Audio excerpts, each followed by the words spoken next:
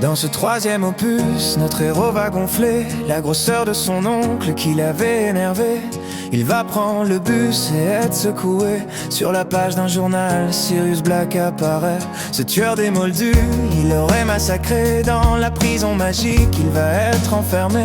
Pour retrouver Harry, il va s'en échapper. Sous son lit, un bouquin va tenter de le croquer. Le ministre de la magie va être présenté dans le train pour Poudlard. Le temps va se glacer. Une grosse ombre tout en noir, sa main va nous montrer le bonheur du héros. Elle va lui aspirer, et Lupin qui dormait va vite se réveiller. Par un coup de baguette, le monstre était chassé. À l'école et à les cours qui ont recommencé. D'une armoire enchantée, le mal pouvait entrer. Mais une lune dans le ciel est ridiculisée.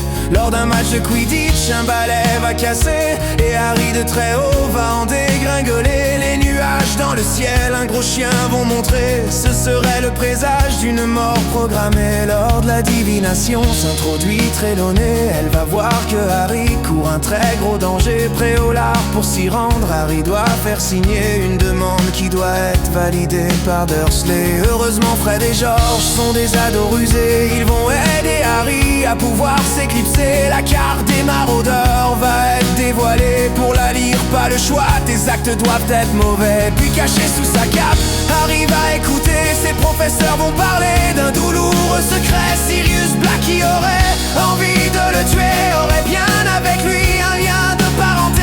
Alors qu'un hippogriffe voit sa vie condamnée pour avoir saboté Malfoy et son respect, nos héros sous le sol vont se faire attaquer par le chien qui chope Ron et garde les dents serrées. Dans la cabane hurlante, il va l'emmener et la dure vérité va enfin éclater.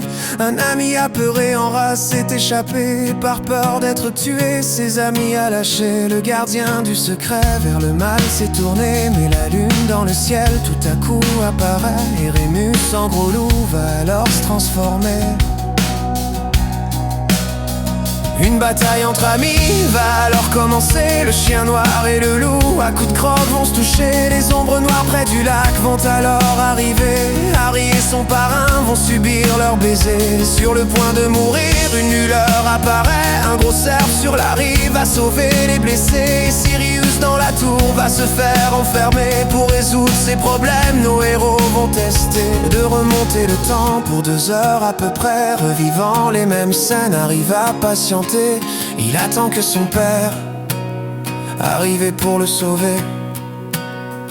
Mais voyant que personne sur la rive n'apparaît, son courage à 2 mains, il décide de se lancer. Un patronus très puissant va être déployé. Harry stupéfait va bien réaliser qu'il est un grand sorcier capable de se dépasser. Les victimes de l'histoire vont être sauvées. Et Sirius, son filleul, va bien récompenser. C'est un éclair de feu qu'il va lui envoyer. Le prisonnier d'Azkaban, sa vie va retrouver.